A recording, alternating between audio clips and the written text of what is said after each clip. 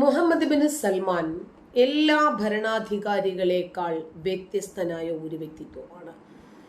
ലോകത്തിലെ ഏറ്റവും വലിയ 10 സമ്പന്ന നഗരമാക്കി മാറ്റാനാണ് അദ്ദേഹത്തിന്റെ ഇപ്പോഴത്തെ പദ്ധതി. അതായത് 40 സാമ്പത്തിക നഗരങ്ങളിലൊന്ന് റിയാദാണ് നിലവില്. പക്ഷേ അദ്ദേഹത്തിന് ഒരുപാട് ലക്ഷ്യങ്ങളുണ്ട് ആ രാജ്യത്തെ പുരോഗതിയിലേക്ക് കൊണ്ടുപോകാൻ. 6-ാം നൂറ്റാണ്ടിന്റെ ആ ഭാണ്ഡക്കെട്ട് വിഴുപ്പ് ഭാണ്ഡമെടുത്ത് തൻ്റെ രാജ്യത്തെ പൗരന്മാരുടെ തലയിൽ വെച്ചു കൊടുത്ത് അത് ഗ്രന്ഥം ചുമക്കുന്ന കഴുതകളെ പോലെ കൊണ്ടുപോകാനല്ല MBS ആഗ്രഹിക്കുന്നത്. അവരെ പുരോഗതിയിലേക്കും നവോത്ഥാനത്തിലേക്കും കൊണ്ടുവരുന്നതിന് വേണ്ടി തന്നെ കൊണ്ടാകുന്നതെല്ലാം ഒരുപാട് എതിർപ്പുകളെ ബ്രേക്ക് ചെയ്തിട്ട് ചെയ്യുന്ന ഒരു വ്യക്തി കൂടിയാണ് മുഹമ്മദ് ബിൻ സൽമാൻ. അദ്ദേഹത്തെ ഒരുപാട് തീവ്രവാദ സംഘടനാ നേതാക്കൾ പോലും ശക്തമായി വിമർശിക്കാറുണ്ട്. പക്ഷേ താൻ എടുത്തിരിക്കുന്ന ആ ദൗത്യം തൻ്റെ രാജ്യത്തിൻ്റെ പുരോഗതിക്ക് വേണ്ടിയാണ് എന്ന് ഉത്തമ ബോധ്യമുള്ളത് കൊണ്ട് ആ അഭിപ്രായങ്ങളിൽ പുഞ്ചിരിയോടുകൂടി ഉറച്ചു നിൽക്കാറാണ് MBS ചെയ്യാറ്. സൗദി തലസ്ഥാനമായ റിയാദിനെ ലോകത്തെ ഏറ്റവും വലിയ സാമ്പത്തിക വ്യാവസായിക നഗരമാക്കാൻ പദ്ധതി പ്രഖ്യാപിച്ചിരിക്കുകയാണ് ഇപ്പോൾ സൗദി കിരീടാവകാശി മുഹമ്മദ് ബിൻ സൽമാൻ രാജകുമാരനാണ്. റിയാദിൽ കഴിഞ്ഞ ദിവസം സമാപിച്ച 4ാമത് ഫ്യൂച്ചർ ഇൻവെസ്റ്റ്മെന്റ് സമ്മേളനത്തിലാണ് അദ്ദേഹം ഈ സമഗ്ര പദ്ധതിയെ സംബന്ധിച്ച് പ്രഖ്യാപിക്കുന്നത് തന്നെ. കാരണം അദ്ദേഹത്തിന്റെ രാജ്യത്തെ ഏത് രൂപത്തിലാണ് വളർത്തിയെടുക്കേണ്ടത്, അതിന് 6-ാം നൂറ്റാണ്ടിന്റെ കിതാബിലെ അന്യമത വിരുദ്ധതയും പേറിയിരുന്നാൽ മതിയോ? ജൂതന്മാരെയും ക്രിസ്ത്യാനികളെയും ഒക്കെ കണ്ടാൽ കണ്ടെത്തിയിടത്ത് വെച്ച് പിരടിക്ക് കാച്ചുക എന്ന ആശയം താനിപ്പോഴെടുത്താൽ 6-ാം നൂറ്റാണ്ടിന്റെ ആശയങ്ങളുമായി ഈ ആധുനിക കാലഘട്ടത്തിന്റെ ശരികൾ യോജിച്ചു പോകുമോ? കൃത്യമായി MBSന് അറിയാം അത് സാധ്യമല്ല. അതുകൊണ്ടാണ് മാറുന്ന കാലഘട്ടത്തിനനുസൃതമായി മാറ്റത്തിരുത്തലുകളുള്ള നിയമങ്ങളും നമ്മുടെ വിവേചനങ്ങൾ അതൊക്കെ മാറേണ്ടതുണ്ട്. നമ്മുടെ കാഴ്ചപ്പാടുകൾ മാറേണ്ടതുണ്ട്, നിലപാടുകൾ മാറേണ്ടതുണ്ട്. നമ്മൾ പുരോഗതിക്കൊപ്പം സഞ്ചരിക്കുമ്പോൾ ചില ഗോത്ര നിയമങ്ങളെ വലിച്ചെറിയേണ്ടതുണ്ട് എന്നും MBS ബോധ്യപ്പെട്ട് തന്നെയാണ് മുന്നോട്ട് പോകുന്നത്. ലോകത്തിലെ ഏറ്റവും വലിയ 10 സമ്പന്ന നഗരമാക്കി മാറ്റാനാണ് പദ്ധതി. നിലവിൽ 40 സാമ്പത്തിക നഗരങ്ങളിൽ ഒന്നാണ് റിയാദ്. 2030 റിയാദിലെ ജനസംഖ്യ 1.5 കോടിയാകും. ലോകത്തിലെ ഏറ്റവും വലിയ വ്യാവസായിക നഗരം റിയാദിൽ പ്രഖ്യാപിക്കുമെന്നാണ് അദ്ദേഹം പറയുന്നത്. 4 മാസത്തിനുള്ളിൽ പ്രഖ്യാപനമുണ്ടാകും. ഇതിനുവേണ്ടി റോയൽ കമ്മീഷൻ രൂപീകരിച്ചിട്ടുണ്ടെന്നും അദ്ദേഹം പറഞ്ഞു. റിയാദിന്റെ പരിസ്ഥിതി മെച്ചപ്പെടുത്തുന്നതിന് വേണ്ടി വലിയ കരുതൽ ശേഖരം സൃഷ്ടിക്കും. സാമ്പത്തിക വ്യാവസായിക ടൂറിസം വളർച്ചയിൽ റിയാദിന് മികച്ച അവസരമാണ് വരാനിരിക്കുന്നത്. പുതിയ സാമ്പത്തിക മേഖലകൾ സ്ഥാപിക്കും. വിവിധ മേഖലകളിൽ സാമ്പത്തിക നിക്ഷേപങ്ങൾ നടത്തും. വിനോദസഞ്ചാര രംഗത്ത് വികസനത്തിന് പദ്ധതി, പരിസ്ഥിതി സംരക്ഷണം, നഗര സൗന്ദര്യവൽക്കരണം, തൊഴിൽ മേഖലകൾ സൃഷ്ടിക്കൽ തുടങ്ങിയവയും ഈ സമഗ്രമായിട്ടുള്ള പദ്ധതിയിൽ ഉണ്ടാകും. 6-ാം നൂറ്റാണ്ടിൽ പ്രവാചകൻ അറേബ്യയെ നയിച്ചത് യുദ്ധത്തിലൂടെയും കൊള്ളയിലൂടെയുമായിരുന്നു എന്ന് പറഞ്ഞ് കൊള്ളയടിക്കാനും യുദ്ധത്തിനിറങ്ങി പുറപ്പെടാനും മുഹമ്മദ് ബിൻ സൽമാന് സമയമില്ല. മറിച്ച് തങ്ങൾക്ക് കിട്ടിയിരിക്കുന്ന അസുലഭ നിമിഷങ്ങൾ, അസുലഭ സാഹചര്യങ്ങൾ എങ്ങനെ സുലഭമായ സാഹചര്യമാക്കി മാറ്റി അതിൽ നിന്നും ചാറൂറ്റിയെടുത്ത് തൻ്റെ രാജ്യത്തെ എങ്ങനെ നവീകരിക്കാം, എങ്ങനെ വളർത്തിയെടുക്കാം എന്നതിൽ റിസർച്ച് ചെയ്തുകൊണ്ടിരിക്കുന്ന ഒരു രാജകുമാരനെയാണ് ആ പുഞ്ചിരി തൂകുന്ന മുഖത്തോടുകൂടി MBSൽ നമുക്ക് കാണാൻ സാധിക്കും.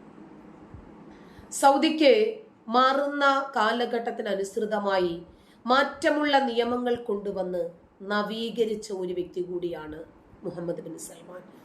സൗദിയിലെ സ്ത്രീകൾക്ക് ശരീരം മുഴുവനും മൂടുന്ന വസ്ത്രം ആവശ്യമില്ല എന്നാണ് കിരീടാവകാശി MBS പറഞ്ഞത്. വസ്ത്രധാരണം മാന്യമാണെങ്കിൽ ശരീരം മുഴുവനും മൂടുന്ന വസ്ത്രം നിർബന്ധമല്ല എന്ന് അദ്ദേഹം പറഞ്ഞു വെച്ചു.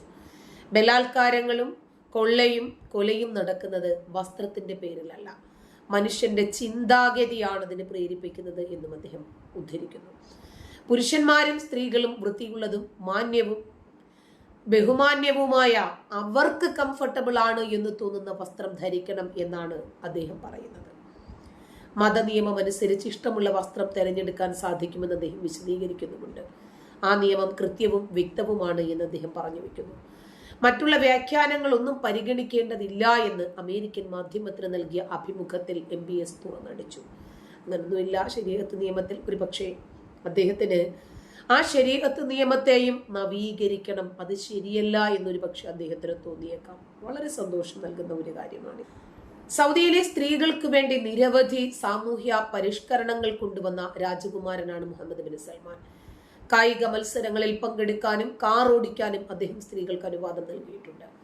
പുരുഷന്മാരും സ്ത്രീകളും വൃത്തിയുള്ളതും മാന്യവും ബഹുമാന്യവുമായിട്ടുള്ള വസ്ത്രം ധരിക്കണം എന്ന് പറയുമ്പോൾ പർദ്ദ അതിനൊന്നും ഇണങ്ങുന്ന വസ്ത്രമല്ല എന്ന് അദ്ദേഹം കൃത്യമായും ജനങ്ങൾക്ക് മനസ്സിലാക്കി കൊടുക്കും. ഇപ്പൊ നമുക്കറിയാം, MBS തുർക്കി പ്രസിഡന്റുമായി സംസാരിച്ച വിഷയം വലിയ രൂപത്തിൽ ഒരു വാർത്തയായിട്ടുണ്ടായിരുന്നു. ഇസ്രായേൽ ഹമാസ് യുദ്ധം അവസാനിപ്പിക്കാൻ വലിയ രൂപത്തിൽ ഒരു ചർച്ചയ്ക്ക് ശ്രമം നടത്തുന്നതായിട്ടാണ് MBS പറഞ്ഞത്. ഇപ്പൊ അതില് താൻ ഹമാസിനൊപ്പമല്ല, ഹമാസിന് തന്റെ പിന്തുണയില്ല, പലസ്തീനൊപ്പമാണെന്നും അവകാശങ്ങൾ നേടുന്നതുവരെ അവർക്കൊപ്പം തുടരുമെന്നും സൗദി പ്രധാനമന്ത്രി കൂടിയായ കിരീടാവകാശി MBS പറഞ്ഞു. യുദ്ധം നീളാതിരിക്കാൻ വിവിധ രാഷ്ട്രങ്ങളുമായി ചേർന്നിട്ടുള്ള ഏകോപന പ്രവർത്തനം തുടരുന്നതായി തുർക്കി പ്രസിഡന്റുമായിട്ടുള്ള സംസാരത്തിന് ശേഷം സൗദി പ്രസ് ഏജൻസി പറഞ്ഞിരുന്നു. അതായത് എവിടെയും തന്റെ അഭിപ്രായം തുറന്നു പറയാൻ യാതൊരു മടിയുമില്ല. മറ്റുള്ളവർ എന്ത് കരുതും, എന്തെഴുതും, എന്ത് പറയും, അതൊന്നും അദ്ദേഹത്തിന് വിഷയമേ അല്ല. തനിക്ക് എന്താണോ പറയാനുള്ളത് അത് പറയും. ഹമാസിന് പിന്തുണ സൗദി പോലും പ്രഖ്യാപിച്ചിട്ടില്ല. സ്ത്രീകൾ നിർബന്ധമായും പർദ്ദ ധരിക്കണം എന്ന നിയമം ഇറാൻ പോലെയുള്ള രാജ്യങ്ങൾ സ്ത്രീകളിൽ അടിച്ചേൽപ്പിക്കപ്പെടുമ്പോൾ ആ നിയമം അറബിക്കടലിലേക്ക് വലിച്ചെറിയുകയാണ് അറേബ്യ. രാജ്യത്ത് സ്ത്രീ പുരുഷ സമത്വം ഉറപ്പാക്കാനാണ് നടപടിയെന്ന് സൗദി ഭരണകർത്താവ് MBS അറിയിക്കുമ്പോൾ അഴിമതിക്കെതിരായിട്ടുള്ള നടപടി കൂടുതൽ ശക്തമാക്കും എന്ന് അദ്ദേഹം പറയുമ്പോൾ ഇത് തന്നെയാണ് നവോത്ഥാനം. ഇപ്പോ ഇസ്ലാമിലുള്ള ഇവരുടെ ആഴം എന്താണ് എന്ന് നമ്മൾ മനസ്സിലാക്കിയില്ലേ? ഒരു തിയേറ്റർ തുറന്നാൽ മുർത്തതായി പോകും. യഥാർത്ഥ ഇസ്ലാമിൽ നിന്ന് അവർ പുറത്തു പോകും. ഇസ്ലാമിലുള്ള വസ്തുതകൾ തുറന്നു പറഞ്ഞു കഴിഞ്ഞാൽ നമ്മൾ കൊല്ലപ്പെടേണ്ടവരായി മാറും. മനസ്സിലായോ? അങ്ങനെയാണെങ്കിൽ MBSന്റെ ഈ തിരിച്ചറിവ് എവിടെ നിന്നുണ്ടായതാ? MBS മതത്തിനകത്താണോ പുറത്താണോ? അയ്യോ, ഇതെങ്ങാനും സമസ്തയോ APയോ കേട്ടാൽ തീർന്നു കാര്യം. നമ്മുടെ നഫീസുമായി എടുത്തിട്ട് അലക്കിയ ഫൈസി എങ്ങാനും ഇത് കേട്ടാൽ തീർന്നു കാര്യം. ഇസ്ലാമിലുള്ള ഇവരുടെ അറിവിന്റെ ആഴം എന്താണ് എന്ന് മനസ്സിലായില്ലേ? കേരളത്തിലെ കാക്ക പുറകോട്ട് പറക്കുമ്പോൾ സൗദിയിലെ കാക്ക മുന്നോട്ട് വെച്ച കാല് മുന്നോട്ട് തന്നെ വെച്ച് പറക്കുവാണ്. കേരള കോയകൾക്കാണെങ്കിലോ ഇപ്പോഴും അവർ മമ്മൂട്ടിയുടെ സിനിമയും തപ്പിപ്പിടിച്ച് നടക്കുകയാണ്. വിനോദം പണ്ടും സമ്പന്നനും സ്വാധീനമുള്ളവനും അധികാരമുള്ളവനും മാത്രം പറഞ്ഞിട്ടുള്ള ഒരു വസ്തുതയായിരുന്നു. പക്ഷേ ഇപ്പോഴങ്ങനെയല്ല. ഇപ്പോ എല്ലാവർക്കും അതൊക്കെ അവനവനെ കൊണ്ട് പറ്റുന്ന രൂപത്തിൽ താങ്ങാൻ സാധിക്കും. ഇപ്പോൾ MBSന്റെ തലയിൽ വെളിച്ചം വീശി. പക്ഷെ ഇപ്പോഴും നേരം വെളുക്കാത്ത കുറച്ച് കാക്കമാര് നമ്മുടെ ഈ കൊച്ചു കേരളക്കരയിലുണ്ട്. കേരളത്തിലെ കാക്കയ്ക്ക് പെട്ടെന്നൊന്നും നേരം വെളുക്കില്ല.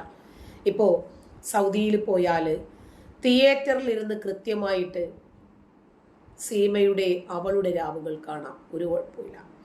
കയ്യിൽ വിലങ്ങ് വീഴില്ല, തലയിൽ ഓട്ടയും വീഴില്ല. മനസ്സിലായോ? ഇപ്പോൾ അവര് വിചാരിക്കുകയാണ് അവളുടെ രാവുകൾ ഓടിച്ചാൽ നമ്മൾ കോടീശ്വരനാകുമെന്ന് വിചാരിച്ചാൽ അവരത് ചെയ്യും. ലോകം മുഴുവനും സിനിമാശാലകൾ തുറന്നു. മദീനക്കാർക്ക് ഇപ്പോഴാണ് നേരം വെളുത്തത്, അത്രയേ ഉള്ളൂ കാര്യം. ഇതുവരെ തുടർന്നു വന്ന അവരുടെ സംസ്കാരം എത്രമാത്രം കാലഹരണപ്പെട്ടതാണെന്നും അവരെ നവോത്ഥാനത്തിലേക്ക് എത്താൻ എത്ര കൊല്ലം മറികടക്കണമെന്നും നമുക്ക് മനസ്സിലാക്കി തരികയാണ്. ലോകം അവസാനിക്കാറായി. ഇനിയും എടുത്ത ലോണൊന്നും തിരിച്ചടയ്ക്കണ്ട എന്ന് കരുതുന്ന നമ്മുടെ കേരളത്തിലെ കാക്കാമാരുടെ അവസ്ഥ നോക്കണം. സിനിമാ തിയേറ്റർ തുറന്നപ്പോൾ MBSനെ പൊതിഞ്ഞു തീവ്രവാദ സംഘടനകൾ. പ്രേക്ഷകരായി ആണും പെണ്ണും പരസ്പരം കാണാതിരിക്കാൻ രണ്ടു വശത്തായിട്ട് ഒരു കർട്ടൻ ഇട്ടാ പോരെ? പഴയ സാരിയോ എന്തെങ്കിലുമൊക്കെ വലിച്ചു കെട്ടിയാൽ മതി. അല്ലെങ്കിൽ വേണ്ട, ഇവരൊഴിവാക്കുന്ന പർദ്ദ തന്നെ വലിച്ചു കെട്ടിയാൽ മതി. ഒരു ജനത കൂടുതൽ വിനോദങ്ങളിലേക്കും സന്തോഷങ്ങളിലേക്കും എത്തുന്നത് വലിയ കാര്യമാണ്. പക്ഷേ ഒരുപാട് കൊല്ലം കഴിഞ്ഞിട്ടാണ് ഇവർക്ക് വെളിവ് വെക്കുന്നത് എന്നത് മാത്രമേ ഉള്ളൂ. എന്നാലും അടിച്ചമർത്തപ്പെട്ട ഒരു ജനത സ്വാതന്ത്ര്യത്തിലേക്ക് വരുന്നത് വളരെ സന്തോഷമാണ്. പക്ഷേ ഇത് ബാലുവണ്ണൻ കാണരുത്. മനസ്സിലായോ?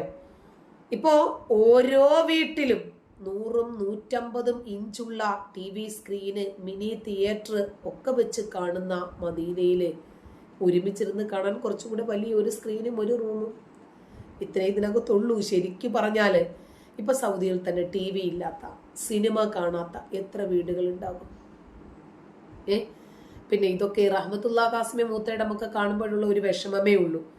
കാരണം പോപ്കോൺ കയറ്റുമതിയൊക്കെ ചെയ്യാം, പോപ്പ് വേണ്ട, പോപ്കോൺ വേണ്ട, അത് പോപ്പിൻ്റെതാണ്. ജ്യൂസ് വേണ്ട, അത് ജൂതൻ്റെതാണ്.